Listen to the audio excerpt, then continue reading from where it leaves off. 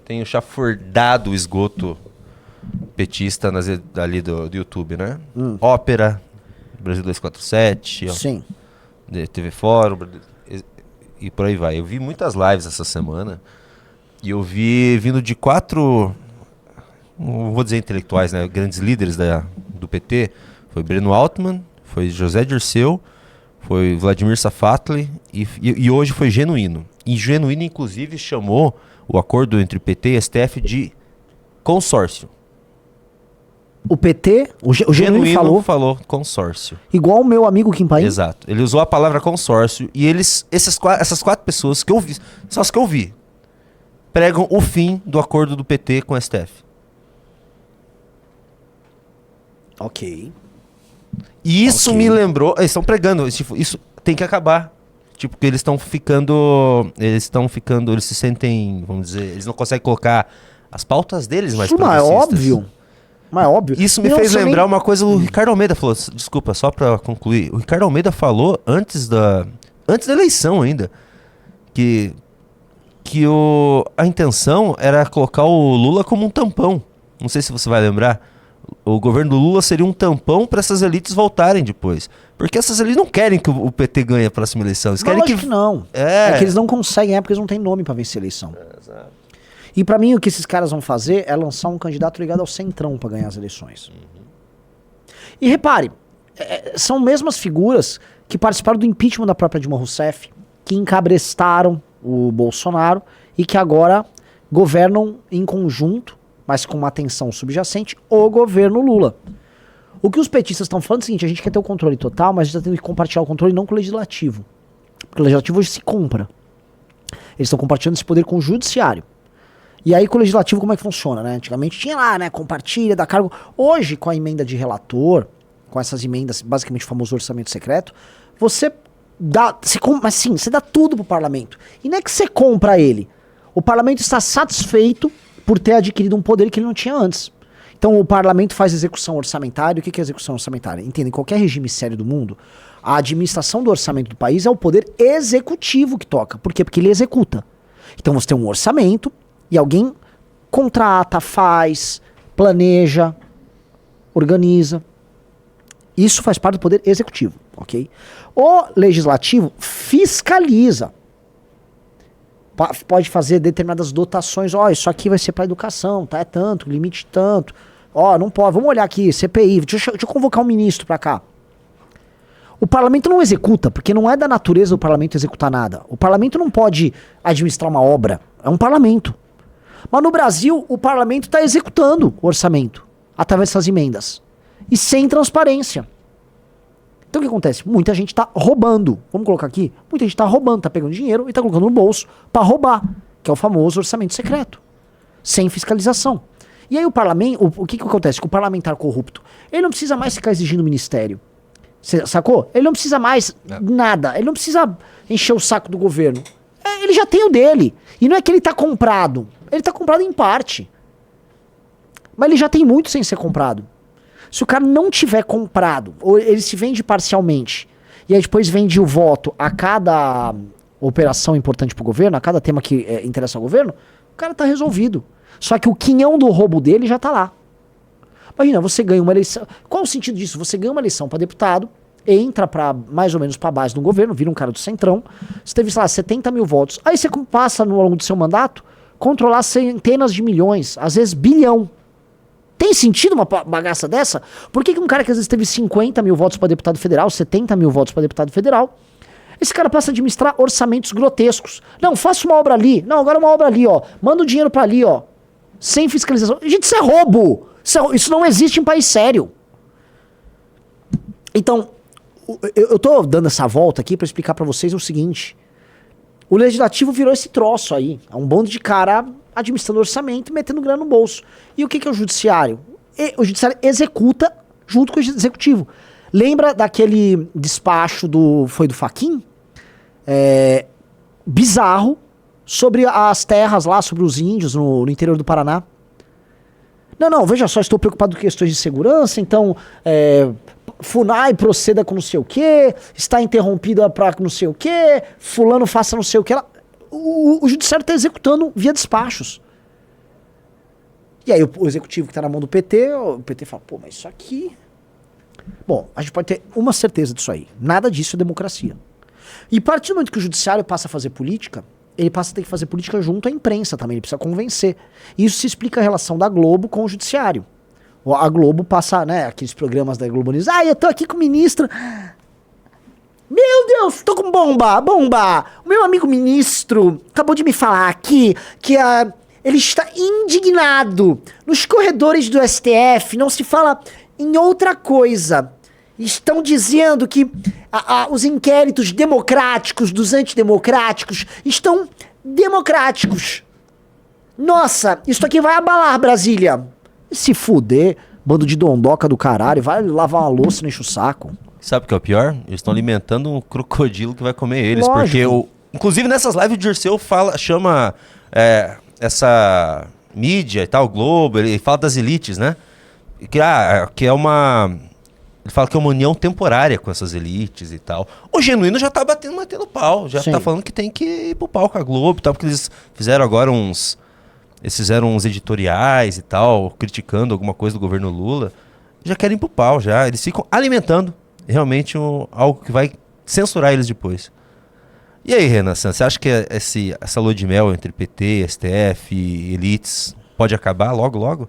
Porque o PT precisa acabar com isso, na verdade. Eu fiquei pensando depois, pô, é verdade.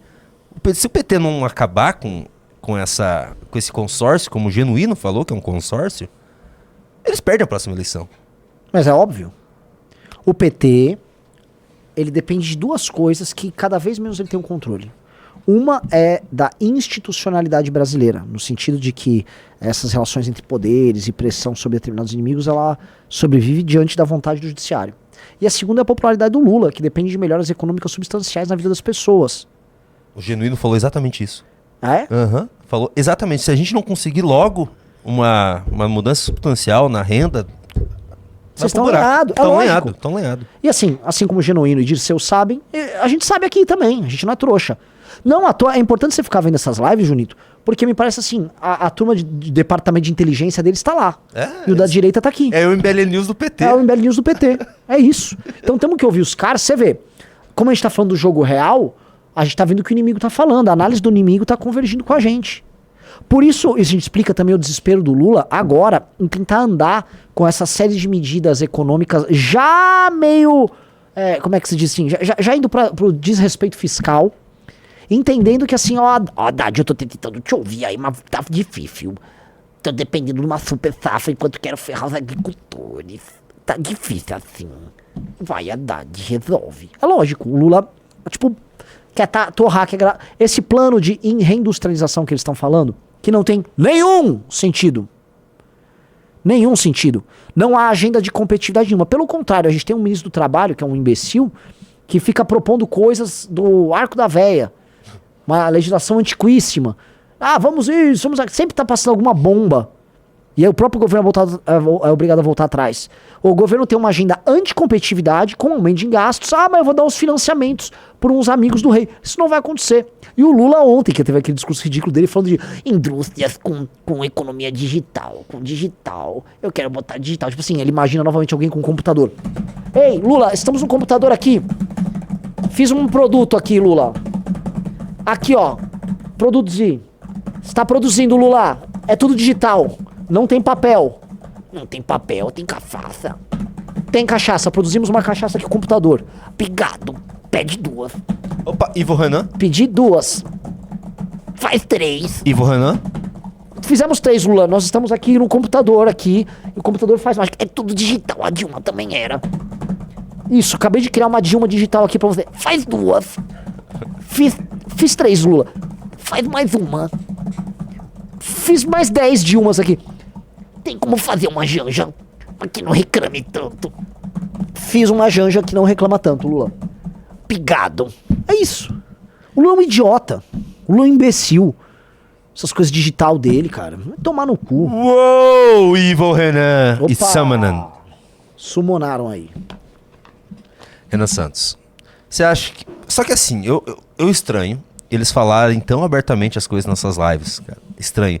Eles têm força ainda, né, em políticas internas do Dirceu, Genuíno, essa galera? Então, eles têm força Altman, no né? PT. Safatli. Não, o Safatli concorreu pelo PSOL. O Breno Altman, ele anda bem com a galera das esquerdas como um todo. A Manuela, que tava com o Breno Altman, é do PCdoB. Nem sei se ainda é, mas sempre foi. E aí tem os petistas. Só que existe uma coisa, existe o Lula e existe o PT hoje. E eles estão meio que cindidos. O clima não é o melhor clima do mundo entre Lula e PT. A gente já falou que existe um bloco chamado Bloco Lulanja.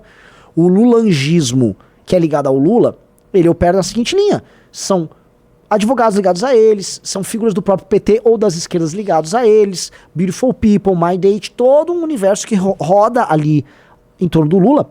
Porque o Lula mesmo sabe que é o seguinte, ninguém ali no PT tem voto. Se o Lula falar, não é pra votar no fulano, não vai votar em ninguém. O PT não elege deputado. Então o PT depende da popularidade do Lula. Só que o PT é formado por gente mais inteligente e mais capaz do que o Lula, e que assim como o Lula puxou cana. E na verdade, assim, um cara como o Dirceu puxou muito mais cana que o Lula. E eles estão vendo que o partido deles foi perdido. Enquanto que ao Lula interessa essa boa relação com o judiciário. Porque foi o judiciário que soltou o Lula. Então, lógico que isso... também tem um ato de espernear, tem um jus esperneante aí desses caras. São dois PTs, na verdade, porque esse pessoal mais ligado à Janja é o pessoal que quer fazer do PT um partido democrata americano, né? Que é o que o Vladimir Safatli critica, que é o que o Genuíno critica. Agora ele critica eles querem... sendo candidato pelo PSOL. Né? Nossa, verdade. Ele quer, entendeu? Então assim também. Ele vai modificar partido o PSOL por dentro. Cara, eles estão lenhados, na verdade. Quando você pensa bem, eles estão lenhados, Renan Santos. Não é tão bom. Eles ganharam, claro, ganharam o governo e tal, eles vão poder aparelhar, mas eles estão meio lenhados. A parte ideológica do PT, que foi o que tocou o PT todo esse tempo. Então, eles estão muito atrapalhados. Eles estão lenhados. E não acho que Bom, novamente, esta revista Valete, corta pra 2, ela aborda isso. Artigo do Bisotto aqui dessa Valete é um primor, tá? Eu sempre falo, essa edição fulano foi melhor, outra edição foi outro. O texto do Rigg, o texto do Paulo Cruz e o texto do Bisotto estão de chorar. Estão maravilhosos, tá? Maravilhosos. 3 textos, assim, brabos. Sabe o que mais pode lenhar eles? Trump, Milley, cara, Bukele. Olha, o Bukele é muito mais em termos simbólicos e na imagem que ele inspira em termos de políticas públicas, que já tem consequências aqui no Equador. O Milley, há um problema Milley, porque há, vamos dizer, um termo de comparação com um país vizinho. Só que formalmente, uma vitória do Trump nas eleições desse ano, e a gente sabe que o Trump é franco favorito, isso tem, vamos dizer, contornos desesperadores pro petismo. Porque o PT é inimigo dos Estados Unidos hoje, em política externa, porém simpático ao Biden. O Biden, você já sabe, já deu 2 enquadradinhas no Lula, e vira e mexe quando o Lula põe a cabeça lá fora pra fazer essa política externa exótica dele, que contraria os Estados Unidos, ele toma um creu, entendeu? Por mais que o Trump, por vezes, possa vir até concordar com certas políticas que o Lula defende, porque o Trump quer acabar com a guerra na Ucrânia, o Trump vê o Lula como parte do inimigo. E este grupo, este consórcio que administra o Brasil, definitivamente não agrada o Donald Trump. Donald Trump, obviamente, nos considera, vamos dizer, uma ilha de cucarachas ao sul do Equador. Ele olha assim, por que vocês... Eu não sei imitar o Trump, né? Mas basicamente ele olha pra gente e fala assim, aquelas pessoas feias ali, meio bronzeadas ali, alguém faça alguma coisa, o que é pra fazer ali? É pra tirar foto com aquele Bolsonaro? Ele vai fazer o que for, mas se os Estados Unidos precisar bater o pé sobre certas coisas aqui, ele bate o pé. Acho que vai. O Trump 1 do primeiro mandato não faria. O Trump 2, que apanhou demais, eu não duvido de nada. Você acha que o Trump 2 deixaria um navio iraniano aportar em portos brasileiros? Então, eu não sei. Assim, o Partido Democrata é muito mais intervencionista. Mais guerreador, né? Lógico que é. O Partido Democrata, ele fala em paz, só que ele é muito mais ligado à guerra, ele quer uns Estados Unidos muito mais atuante. Os republicanos são mais isolacionistas, tirando aquele período meio neocon, tal, o negócio da guerra no Iraque e tal, mas o espírito republicano é muito America, vamos falar de America. Vai ficar, I love you! E o Trump tem essa vibe meio isolacionista mesmo.